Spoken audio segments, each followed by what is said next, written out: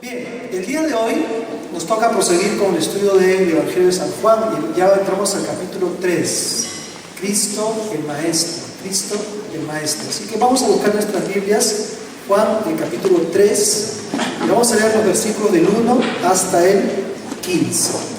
Juan capítulo 3, versículos 1 al 15. Compartamos nuestras Biblias también, si no tenemos una. Juan 3, del 1 al 15. Dice así la palabra del Señor. Había un hombre de los fariseos que se llamaba Nicodemo, un principal entre los judíos. Este vino a Jesús de noche y le dijo: Rabí, sabemos que has venido de Dios como maestro, porque nadie puede hacer estas señales que tú haces si no está Dios con él.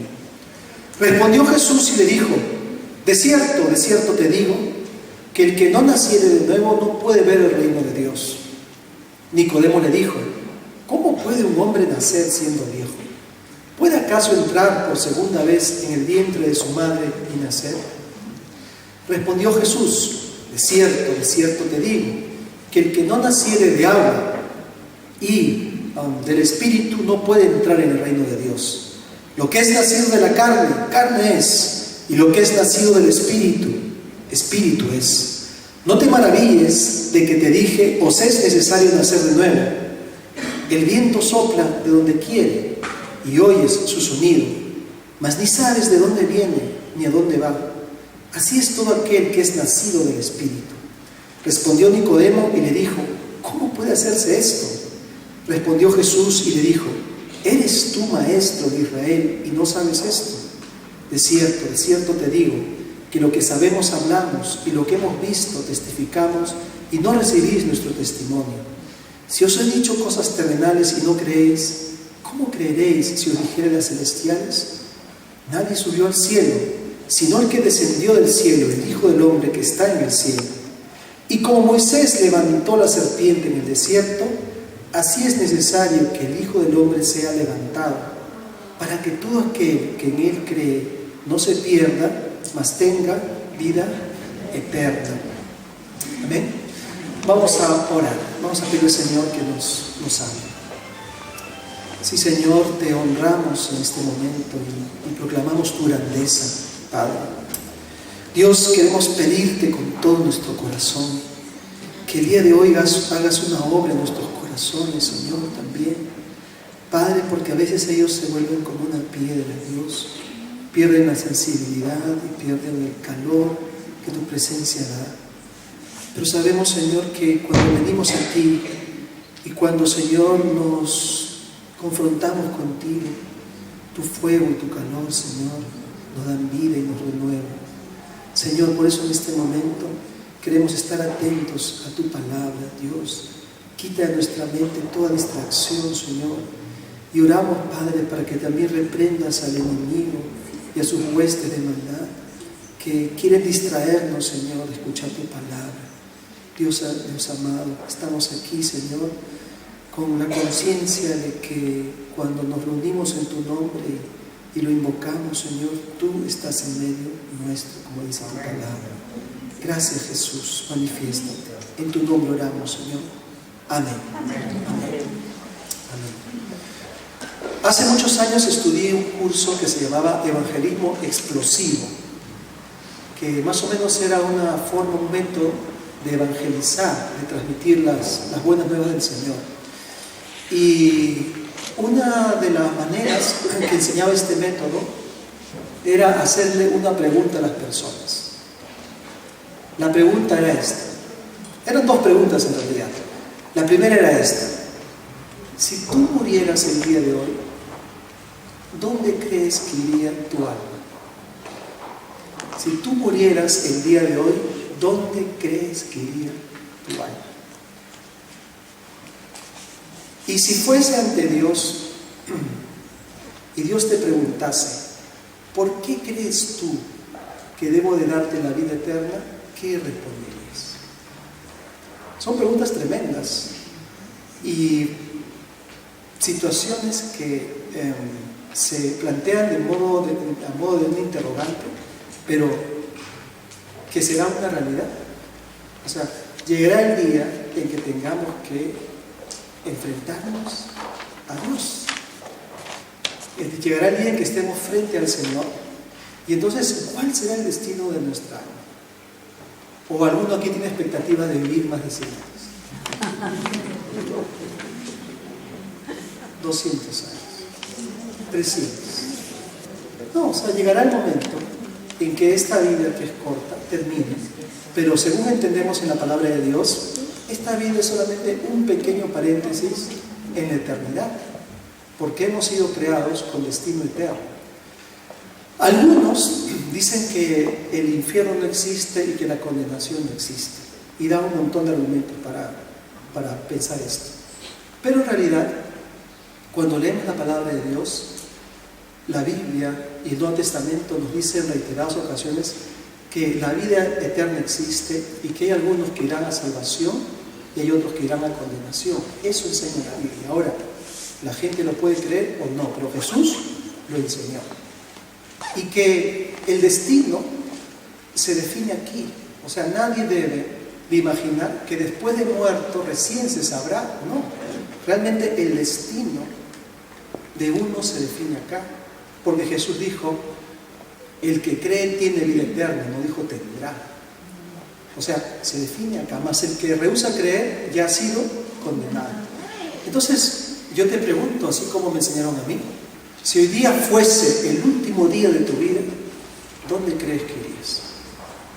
¿Tienes la vida eterna o tienes la condenación eterna? Y esta es una pregunta fundamental, porque esto es lo que da sentido a la vida.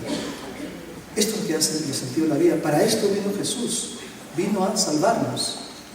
Y entonces, dice aquí en la Biblia que un hombre vino a Jesús de noche y tenía una tremenda inquietud, que no se atrevía a manifestar al principio, pero Jesús, que lee los corazones, sabía por qué venía. Ese hombre se llamó Nicodemo.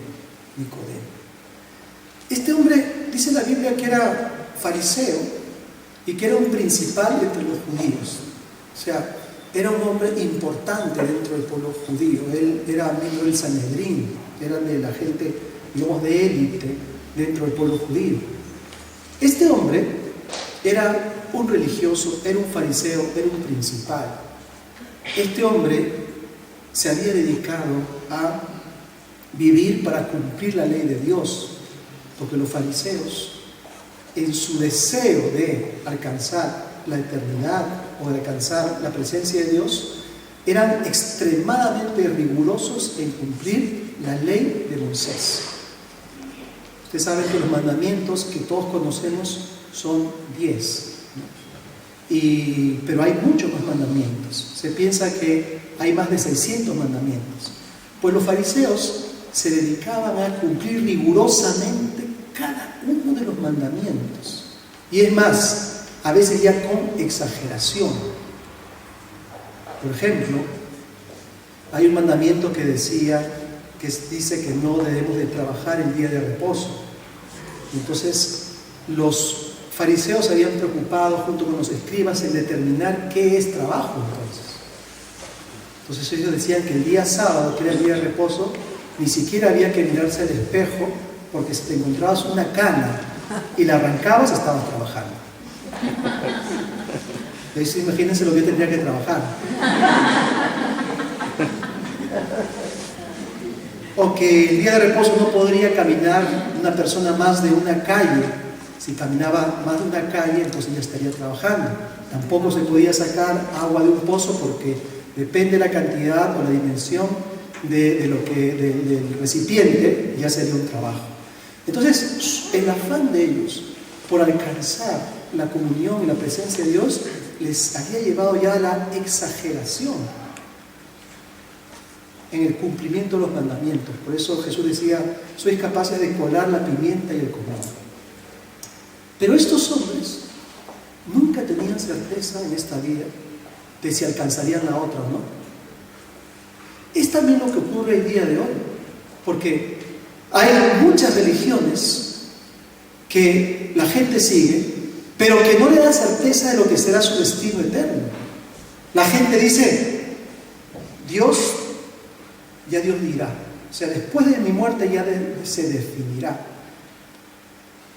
Pero ¿se puede vivir con esa angustia? ¿Se puede vivir con esa inquietud? Bueno, la gente prefiere cerrar sus ojos y pensar que ni va a morir ni se va a encontrar con Dios o que no existe Dios. Pero la palabra nos enseña que hay un momento en que nos encontraremos con el Señor. Entonces, Nicodemo tenía inquietudes espirituales porque, aunque era fariseo, no tenía en ese momento esa palabra connotación de ahora, de ser puramente hipócrita. En realidad, fariseo significa uno que se ha separado, uno que quiere vivir una vida pura y santa para Dios. Y seguramente que Nicodemo era honesto, o sea, era un hombre religioso que honestamente estaba intentando de saber cuál era el camino de la eternidad. Y entonces viene a Jesús de noche, y claro, uno se pregunta, ¿y por qué viene Jesús de noche? Algunos dicen, bueno, porque siendo un principal y un hombre importante, tenía vergüenza de que le viesen hablando con un hombre joven como Jesús, simplemente un carpintero, y tendría algún tipo de reparo, porque ya sabemos que los dirigentes religiosos tenían suspicacias acerca de Jesús. Otros dicen porque más bien quería que Jesús estuviese ya sin tanta presión de la gente, y entonces quería conversar profundamente con él. Pero cualquiera que fuese la razón, Nicodemo estuvo aquella noche hablando con Jesús y hace algo que describe lo que él pensaba de Jesús. Le llama rabí, o sea, le dice maestro. Maestro, sabemos que has venido de Dios, porque nadie puede hacer estas señales que tú haces si no está Dios con él. Es una declaración de Nicodemo, es una declaración de admiración y de una declaración donde desde su percepción él reconoce en Jesús un enviado de Dios, pero es un maestro. Has venido de Dios solamente como maestro. Y Jesús, que lee los corazones, sabe que Nicodemo en realidad está allí porque tiene otras inquietudes. Entonces directamente le dice, de cierto te digo, que el que no naciere de nuevo no puede ver el reino de Dios. Miren, la filosofía y la religión a veces se ampara solamente en el hecho de saber, sabemos. Hay cosas que podemos deducir, hay cosas que podemos conocer. Pero si Dios no se revelase a nosotros jamás hemos hecho los ojos cuál es el camino de salvación para alcanzar a Dios. O sea, la religión a costa de deducciones o de experiencias. Pero si Jesús no hubiese venido a la tierra, jamás podríamos encontrar el camino a Dios. Jamás. Ese es el fracaso de la religión. Por eso nosotros decimos que no queremos vivir una religión, sino una relación con Dios. La religión es todo lo que yo construyo para acercarme a Dios, pero eso no garantiza que yo estaré cerca de Dios. Es más, seguramente muchos religiosos no alcanzarán la salvación. Y entonces vivimos una situación desesperada. Entonces Jesús, que ve en este hombre religioso una inquietud, le dice, mira, tú debes saber algo. O sea, sabes todo de la religión, mas no sabes lo esencial. ¿Cómo entrar al reino de Dios? Él dice, sabemos, sabes, pero no sabes lo esencial. Y Jesús le dice, el que no naciere de nuevo no puede ver el reino de Dios. Entonces, esto hay que quedarnos bien claro. No es la religión lo que me salva, no es mi bondad la que me salva, no es el tipo de fervor religioso que yo pueda tener o que no pueda tener lo que va a determinar mi destino eterno. Lo que va a determinar mi destino eterno es el hecho de haber nacido o no de nuevo. Por eso que este tema no podemos mirarlo con de manera superficial. Porque si tú has nacido de nuevo, vas a entrar al reino de Dios. Pero si no has nacido de nuevo, no vas a poder entrar al reino de Dios. Aunque seas un principal, una persona muy importante o una persona cuya opinión vale mucho para los demás o lo que uno fuese, si uno no nace de nuevo, no puede entrar al reino de Dios. A veces, por ejemplo, nosotros damos por supuesto algunas cosas, ¿no? Traemos a nuestros hijos a la iglesia desde pequeños, ellos han corrido en la iglesia, han jugado, han crecido, y ya suponemos que por eso son salvos, que por eso son cristianos y que por eso tienen vida eterna. No. Porque el que no ha nacido de nuevo no puede ver el reino de Dios. Todo eso puede estar muy bien y puede ser algo muy deseado, pero si no se tiene la experiencia del nuevo nacimiento, es imposible entrar en el reino de Dios. Y por eso que Jesús se lo dice directamente a Nicodemo. Mira, es que sabes toda la religión, conoces todas las leyes y cumples seguramente todos los ritos, pero lo esencial no lo tienes.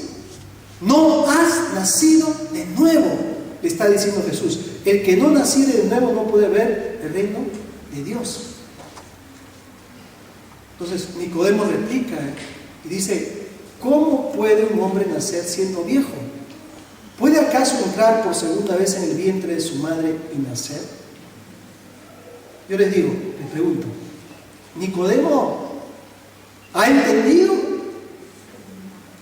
¿No ha entendido o no quiere entender? Pues no sabemos lo que hay en su corazón.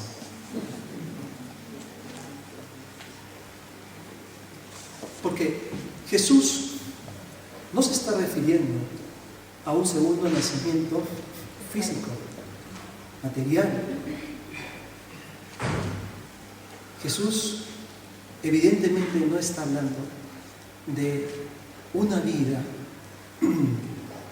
que otra vez va a empezar en el mundo puramente material. Jesús le dice: el que no naciere del agua y del Espíritu no puede entrar en el reino de Dios, ¿no? El agua y el Espíritu. El agua y el Espíritu. Es decir, ¿qué tiene que ver el no nacimiento con el agua y el Espíritu? Miren, Jesús no se está refiriendo a un nacimiento físico, de hecho. Porque un no nacimiento físico lo único que haría es que otra vez nosotros volvamos a recaer en nuestra naturaleza pecaminosa, inclinada al mal, y que otra vez vayamos a la condenación. Jesús dice: es nacer del agua y del Espíritu. No es entrar por segunda vez en el vientre de su madre. Eso no es. ¿Por qué el agua? Porque mire, escúchenme bien. El agua tiene muchísimas propiedades muy benéficas para el ser humano. Vamos a pensar en dos de ellas. La primera es que temprano en la mañana, cuando nosotros vamos a salir a trabajar o a estudiar, ¿qué hacemos? Nos duchamos. ¿Con qué? ¿Con Coca-Cola? ¿Con qué? Con agua. O sea, ¿qué hace el agua? Limpia. ¿No es cierto? El agua nos limpia. Entonces, nacer del Espíritu tiene que ver con limpiar algo en nuestro interior. Nacer del agua quiere decir limpiar el alma y limpiar el corazón. Todo lo que el hombre ha creado en la religión es puramente externo. Nada limpia el alma. Tú te puedes, y es más, había religiones que lo hacían, la gente se podía bañar en sangre de animales y de corderos, lo que sea, pero eso no lo limpiaba. Era algo puramente exterior. Entonces Jesús está aquí poniendo una analogía. Nacer de nuevo es como ir delante de Dios y dejar que Dios te limpie. Es como nacer del agua.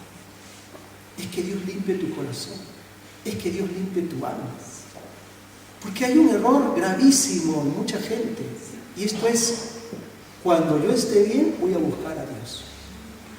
O sea, cuando yo me limpie, cuando yo me vuelvo una buena persona, entonces voy a acudir a Dios. Ese es un error garrafal. Porque nadie puede limpiarse a sí mismo al punto de ser digno de presentarse ante Dios.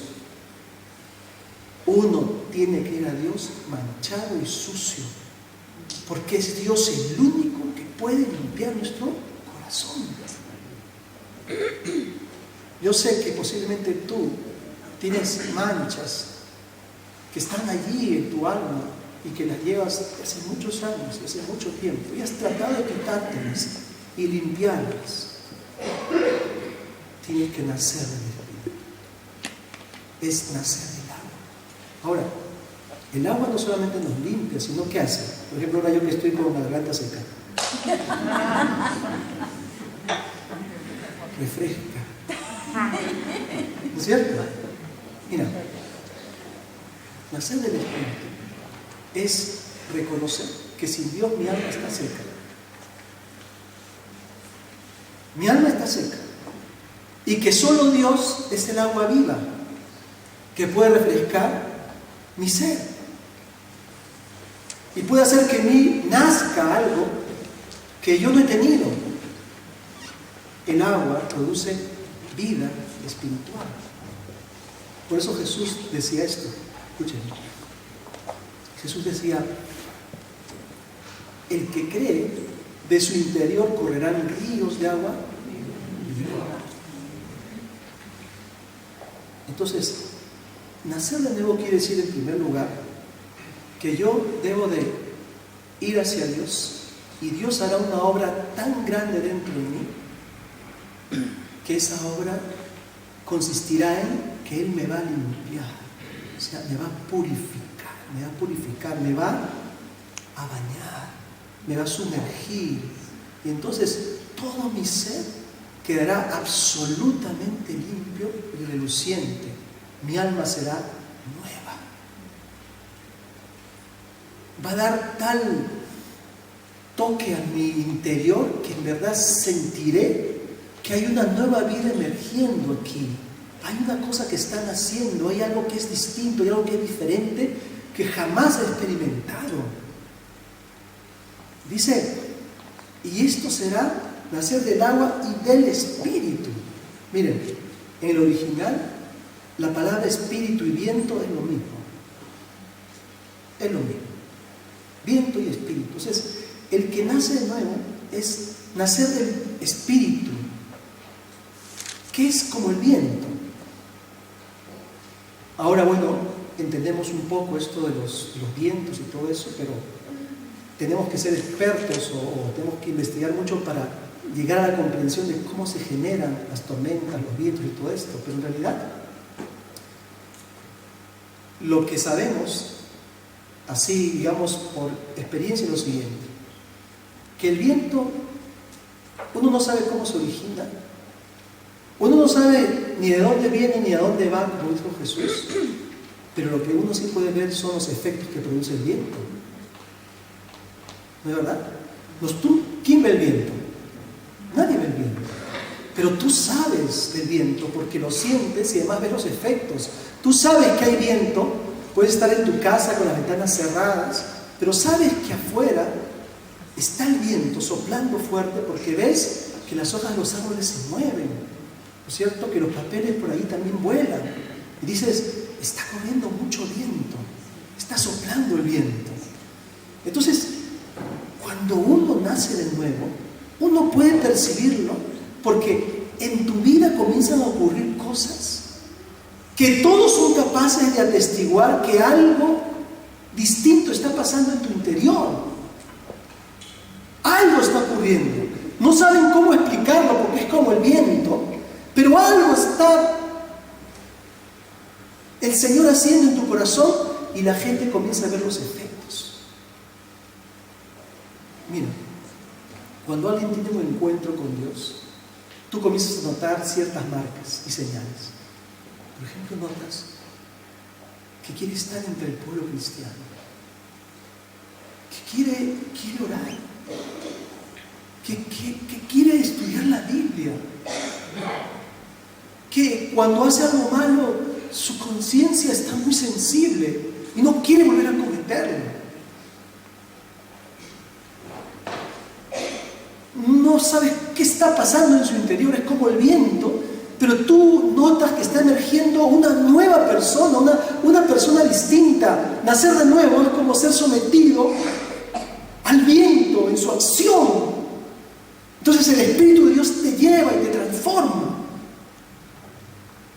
Allí tú te das cuenta y notas si realmente se ha producido un nuevo nacimiento en tu interior, pero si nada está ocurriendo, si sigue la desconfianza, si sigue el temor, si sigue el miedo, si sigue el alejamiento de Dios, no hemos nacido de nuevo, porque no hay viento en nuestro corazón, no hay viento en nuestra vida.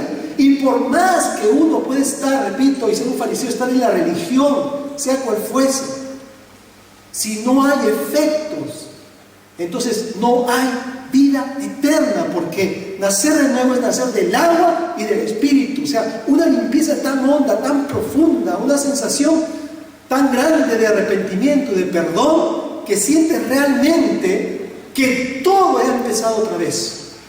Por eso que es nacer de nuevo, como si acabase uno de nacer. Por eso Pablo dice, si alguno está en Cristo es nueva criatura. Mira, todos aquí yo sé que pueden contar, o muchos aquí pueden contar una experiencia, pero yo recuerdo el día que nací, hermano. Es que yo fui a escuchar la palabra de Dios, lleno de temores y de angustias, y cuando entregué mi corazón a Jesucristo, yo sentía que caminaba sobre las nubes.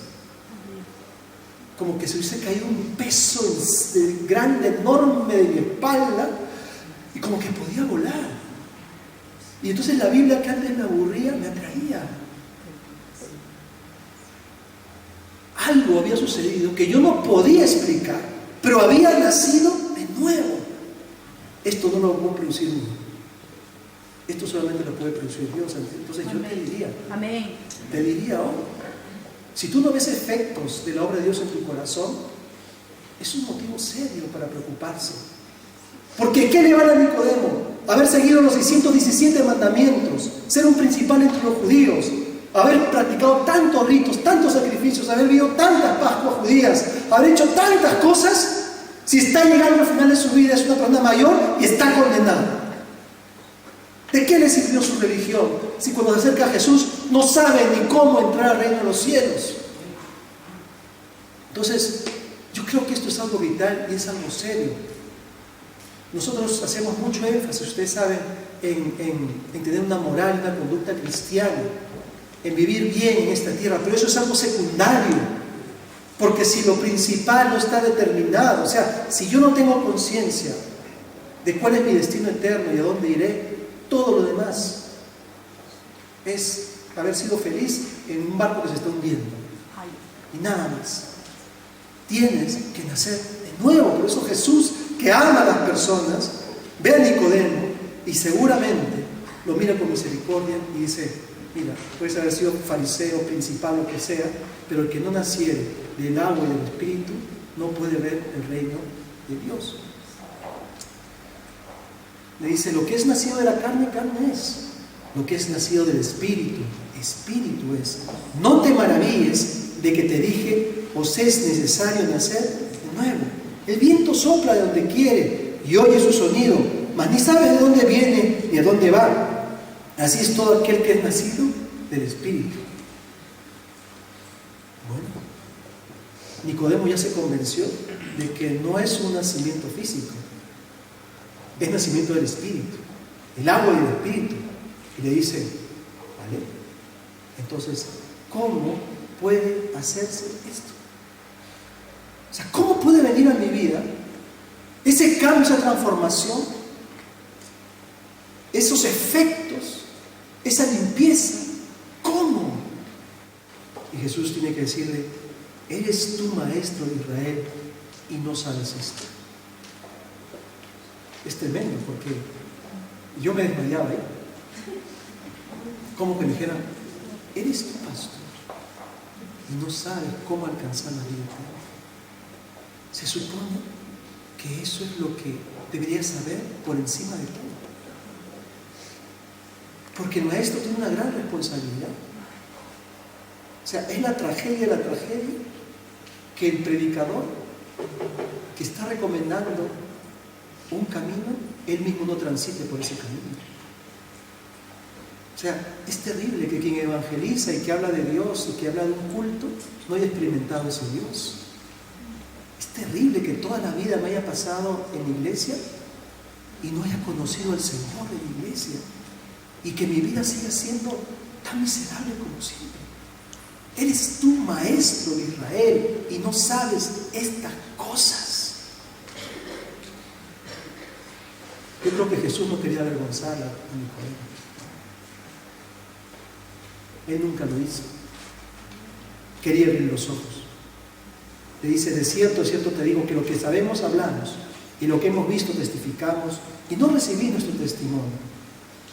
Si os he dicho cosas terrenales y no creéis, ¿cómo creeréis si dijeran las celestiales? Nadie subió al cielo sino el que descendió del cielo, el Hijo del Hombre que está en el cielo. Y ahora Jesús pasa a responder, dice, y como Moisés levantó a la serpiente en el desierto, así es necesario que el Hijo del Hombre sea levantado. Aquí va la respuesta, al cómo. Para que todo aquel que en Él cree no se pierda, mas tenga vida eterna. ¿Qué tiene que ver aquí Moisés y el desierto con creer? ¿Qué tiene que ver? Pues tiene que ver muchísimo. Miren lo que pasó en el desierto. Dice, y habló el pueblo contra Dios y contra Moisés. Estaban hablando de la travesía, ¿no? Del viaje de Israel hacia Egipto. Perdón, de Egipto hacia la tierra prometida. Y habló el pueblo contra Dios y contra Moisés. ¿Por qué nos hiciste subir de Egipto para que muramos en este desierto? Pues no hay pan ni agua, y nuestra alma tiene fastidio de este pan tan liviano. Y Jehová envió entre el pueblo serpientes ardientes que mordían al pueblo, y murió mucho pueblo de Israel. Entonces el pueblo vino a Moisés y dijo, hemos pecado por haber hablado contra Jehová y contra ti. Ruega a Jehová que quite de nosotros estas serpientes. Y Moisés oró por el pueblo. Y Jehová dijo a Moisés, hazte una serpiente ardiente y ponla sobre un asta. Y cualquiera que fuere mordido y mirare a ella, vivirá. Y Moisés hizo una serpiente de bronce y la puso sobre un asta. Y cuando alguna serpiente mordía a alguno, miraba a la serpiente de bronce y vivía.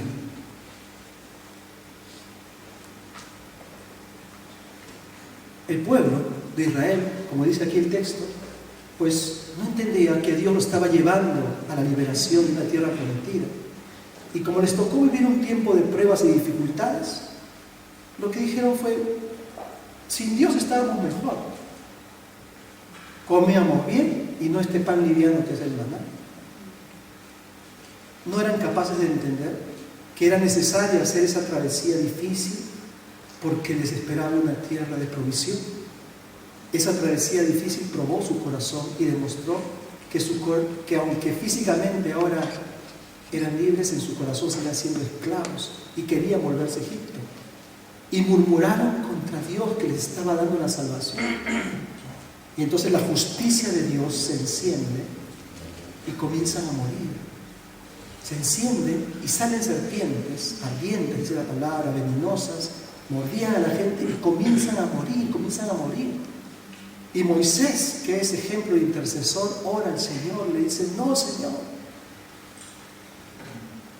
Y el Señor dice, mira, levanta una asta, ponga ahí una serpiente ardiente de bronce, y aquel que es mordido y mira a la serpiente vivirá.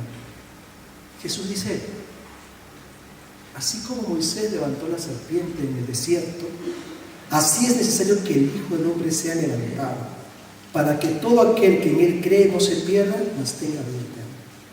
Mira,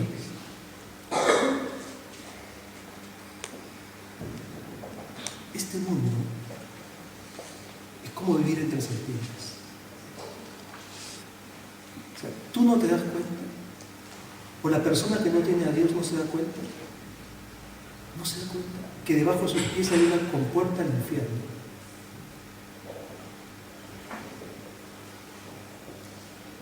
Que vivimos una situación de angustia total, porque sin Dios ni hay vida, ni hay eternidad, ni hay nada, sino pura condenación.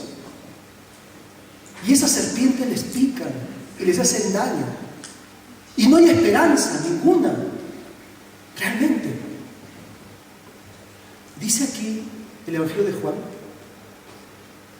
que así como esa serpiente de bronce salvó a la gente de aquel tiempo, así Jesús sería levantado. Entonces, el que había pecado sabía que era cuestión de unos minutos posiblemente el que muriese. Y entonces tú te imaginas la angustia que había en su interior de saber que habiendo sido picado en un momento iba a morir. Esa mordedura lo iba a destruir. Entonces, ¿qué ocurría? En su angustia levantaba una mirada del alma, es esa mirada donde tú te estás confrontando con la muerte y no te importa nada más sino salvar tu vida, ya no te importa ni el dinero, ni lo material, ni nada. Entonces la angustia ha llenado el corazón y en esa angustia se mira a la serpiente de bronce porque es la única forma de conservar la vida. Y esa mirada de angustia sin Cristo, quizás no nos damos cuenta, pero estamos en la condenación y estamos entre las mordeduras y la destrucción total. Entonces, dice Jesús aquí, para que todo aquel que crea en Él. Algunos piensan que creer es esto, ¿no? ¿Ah, sí? Sí, yo creo. Esa no es fe salvífica, no salva. La fe verdadera es la mirada del alma hacia Cristo. O sea, la fe que salva no es, sí, yo creo, pero vivo como si no pasara nada. La fe que salva es cuando tú eres consciente que sin Dios estás totalmente perdido, que no debes de vivir ni un solo segundo más sin Dios, ni un solo día más sin Dios, porque sabes que si en ese momento llegase tu muerte, pues tu destino ya está sellado. Y tomas esa conciencia. Dices, Señor, sin ti no puedo vivir. Sientes que la serpiente te ha mordido, lo sientes. Sientes la culpa por tus pecados. Te das cuenta que has dañado, que has ofendido a Dios. Y entonces dices, Señor, yo te miro en la mirada del alma buscando un Salvador. Esa es la fe auténtica. Eso es creer. Ayer estuve viendo un poco la película de la vida de Martín Lutero, que se les recomiendo si no lo han visto. La película empieza cuando Lutero está caminando por una senda, por un bosque, y empieza una tormenta terrible, truenos, rayos que hay a su alrededor, y él está lejos de Dios, y corre, cae la lluvia y lo moja, y él se siente perdido, sabe que en cualquier momento puede morir. Y se tira al suelo y llora y dice, Señor, perdóname. Eso es nacer de nuevo. O sea, no es decir, sí, yo acepto a Cristo, sí, yo creo en Cristo, pero no me da pena haber pecado tanto, ni me fastidia haber pecado tanto. Ya no sé qué palabras usar ni cómo expresarlo, para que entendamos que la fe verdadera está ligada al arrepentimiento profundo. Porque arrepentirse, hermanos, es más que decir lo siento porque hice mal y seguir haciendo lo mismo. El arrepentimiento es la conciencia de haber hecho mal, pero la decisión de volver a Dios y terminar con esa vida de pecado. Porque es la mirada del alma viendo un Dios personal, salvador, que te rescate y te saque del valle de las serpientes. Dice que así hay que mirar a Jesús. Algunos ya lo han mirado así. tuvieron tal conciencia de su perdición que miraron al Señor con esa mirada del alma y de angustia y encontraron en Él un Salvador. Y al mirar a Jesús así, el Señor limpió su corazón, limpió su alma e hizo nacer en su interior una nueva persona, como el viento, que comienza a adoptar una forma de ser y una conducta que solamente se puede atribuir a la obra de Dios en su corazón. Amor por la palabra, amor por la oración, amor por la comunión, el deseo de agradar a Dios siempre, algo que antes no había tenido. Ha nacido de nuevo. Dios ha venido a su vida. Y esto, termino, ¿no? Es una tremenda pregunta para nosotros. O sea, quizás tú sepas mucho de todo, mucho o poco, pero ya sabes el camino de salvación. Quizás sí. ¿Has nacido de nuevo? ¿Has mirado a Jesús como los que eran mordidos por las serpientes miraban a Jesús? Vamos a ver.